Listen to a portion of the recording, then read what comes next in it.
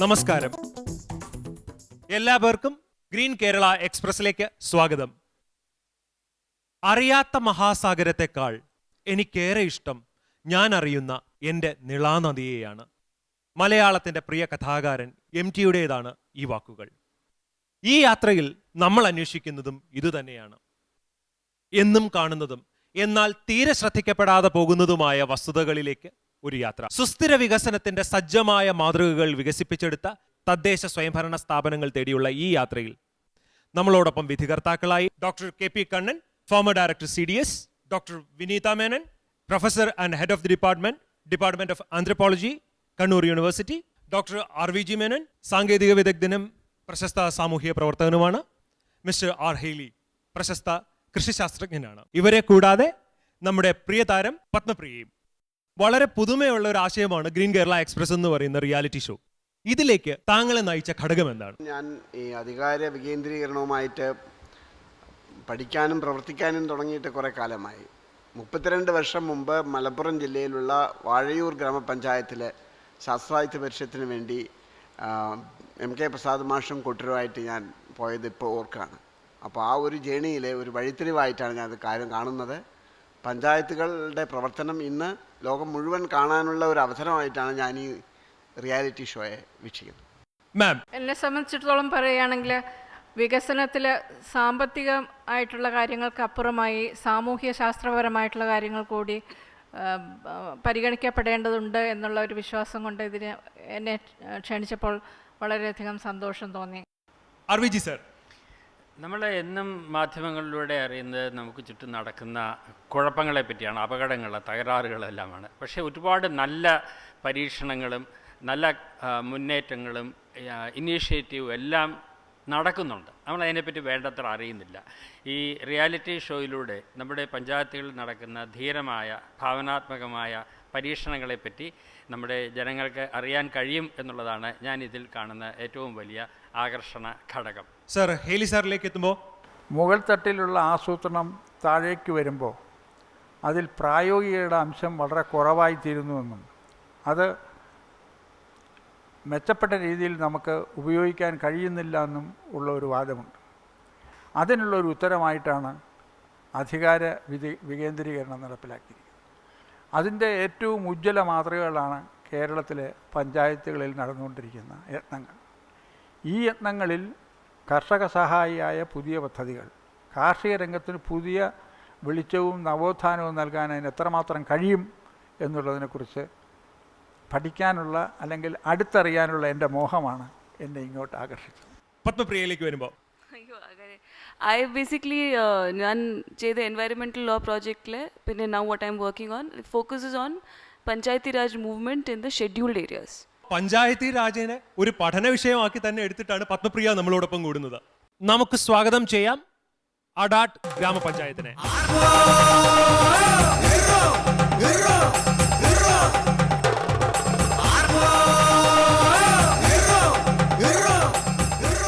നമ്മോടൊപ്പം അഡാട്ട് ഗ്രാമപഞ്ചായത്തിനെ പ്രതിനിധീകരിച്ച് അനിൽ അക്കര പ്രസിഡന്റ് എത്തിയിട്ടുണ്ട്. TR ജയചന്ദ്രൻ, രവി ചിറ്റിലപ്പള്ളി, അനിത ശ്രീധർ, ശ്രീമതി സുമാഹരി. അനിൽ, സ്വാഗതം വേദിയിലേക്ക്.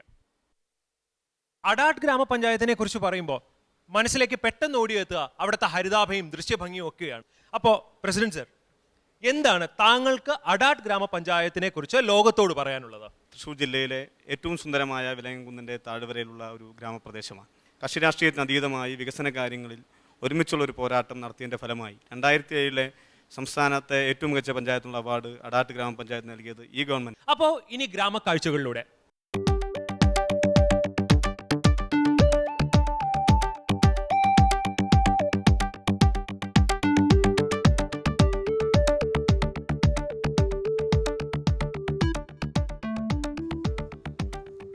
മനോഹരമായ ശില്പം എവിടെയാണെന്ന് നിങ്ങൾക്കറിയോ? തൃശ്ശൂർ ജില്ലയിലെ അഡാട്ട് പഞ്ചായത്തിലെ മനോഹരമായ ഒരു സ്ഥലം വിലങ്ങൻകുന്ന്. ഇനിയുമുണ്ട് ഇവിടുത്തെ ഒരുപാട് കാഴ്ചകൾ കാണാൻ.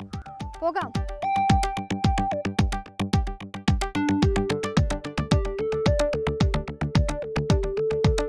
ഇത് വിലങ്ങൻകുന്ന് ജൈവ സംരക്ഷണ വലയം. വർഷകാലത്തുള്ള മണ്ണൊലിപ്പ് തടയുന്നതിന് നാട്ടുമാവുകൾ, രാമച്ചം എന്നിവ നട്ടുവളർത്തുന്നു.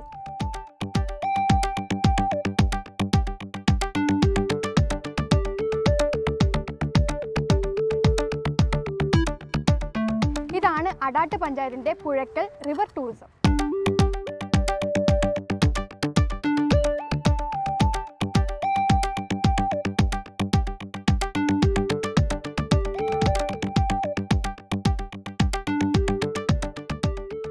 സമുദ്രനിരപ്പിനോട് ചേർന്ന് നിൽക്കുന്ന ഇവിടെ നദികളിൽ നിന്നുള്ള എക്കൽ വന്നടിഞ്ഞ് മണ്ണിനെ ഫലഭൂയിഷ്ടമാക്കുന്നു.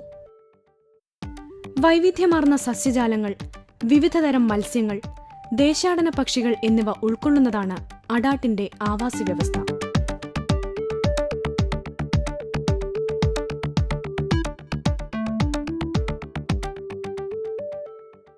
നമ്മൾ ഈ ഗ്രാമഭംഗി കാണുമ്പോഴേക്കും സത്യം പറഞ്ഞാൽ അസൂയ തോന്നുന്നുണ്ട്. അത്രയ്ക്ക് മനോഹരമാണ് ഈ ഗ്രാമം. എന്നാൽ സുസ്ഥിര വികസനത്തിന്റെ കാര്യത്തിൽ ലോകത്തിനോട് പറയാൻ അങ്ങേക്ക് എന്താണുള്ളത്? ഇന്ന് കേരളം അഭിമുഖീകരിക്കുന്ന ഏറ്റവും പ്രധാനപ്പെട്ട പ്രശ്നം ഭക്ഷ്യസുരക്ഷയാണ്. ആ ഭക്ഷ്യസുരക്ഷയ്ക്ക് അടാട്ട് ഗ്രാമപഞ്ചായത്തിൻ്റെ അടാട്ടിൻ്റെ മോഡൽ എന്ന നിലക്ക് നാളുകളിലെ ഇന്ത്യക്ക് മാതൃകയായി ലോകത്തിന് മാതൃകയാകാൻ പോകുന്ന ഒരു ജൈവ ഗ്രാമം, ഇന്ത്യയിലെ ഫസ്റ്റ് ഓർഗാനിക് വില്ലേജായി മാറാനുള്ള വലിയ തയ്യാറെടുപ്പിൻ്റെ ഭാഗമായിട്ടാണ് ഈ പദ്ധതി ഇവിടെ തയ്യാറാക്കിയിട്ടുള്ളത്. എന്താണെങ്കിലും വലിയ വലിയ സ്വപ്നങ്ങളും വലിയ വലിയ ലക്ഷ്യങ്ങളുമാണ് ഈ ഗ്രാമപഞ്ചായത്തിന്. ഇവർ വികസിപ്പിച്ചെടുത്ത സുസ്ഥിര വികസന മാതൃകകളിലേക്ക് നമുക്കൊന്ന് നോക്കാം. സാംസ്കാരിക തലസ്ഥാനമായ തൃശൂർ കോർപ്പറേഷന്റെ അതിർത്തിയിൽ ടൂറിസം മാപ്പിൽ തലയുയർത്തി നിൽക്കുന്ന വിലങ്ങൻ കുന്ന്. ഈ കുന്നിന്റെ താഴെയായി ഒരു ഗ്രാമം, അടാട്ട്. കുറനാട്ടുകര, പുഴയ്ക്കൽ, ചിറ്റിലപ്പള്ളി, അടാട്ട് എന്നീ ഗ്രാമങ്ങൾ ചേർന്നതാണ് അടാട്ട് ഗ്രാമപഞ്ചായത്ത്. ജില്ലയിലെ കോൾപ്പാടങ്ങളിൽ ഏറ്റവും വിസ്തൃതിയേറിയതാണ് അടാട്ട് പഞ്ചായത്ത്. രാസവളങ്ങൾക്കും കീടനാശിനികൾക്കും അടാട്ടിലെ വയലുകളിലേക്ക് പ്രവേശനമില്ല. കാരണം രാസവളങ്ങളും കീടനാശിനികളും ഉപയോഗിച്ചുണ്ടാക്കുന്ന വിളവ് ഭൂമിയെ മാത്രമല്ല സകല ജീവജാലങ്ങളെയും വിഷമയമാക്കുന്നുവെന്ന സത്യം ഇവർ തിരിച്ചറിഞ്ഞിരിക്കുന്നു. ഇത് അടാട്ടിന്റെ മാതൃകാ പാടശേഖരമായ ചാത്തൻ കോൾനിലം. 375 ഏക്കർ വരുന്ന ഈ വയലിൽ രാസവള പ്രയോഗമില്ല, കീടനാശിനി തളിക്കാറുമില്ല. ശത്രുകീടങ്ങളെ പ്രതിരോധിക്കാൻ മിത്രകീടങ്ങളെ വളർത്തി തികച്ചും ജൈവാധിഷ്ഠിതമായ ഒരു കൃഷിരീതി ഇവർ ഇവിടെ നടപ്പിലാക്കി വരുന്നു.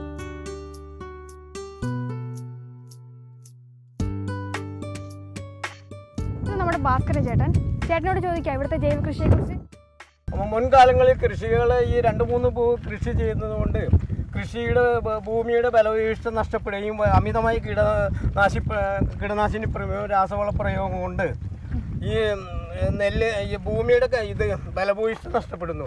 അതുകൊണ്ട് വിളവ് നിശേഷം നശിച്ചു തുടങ്ങി.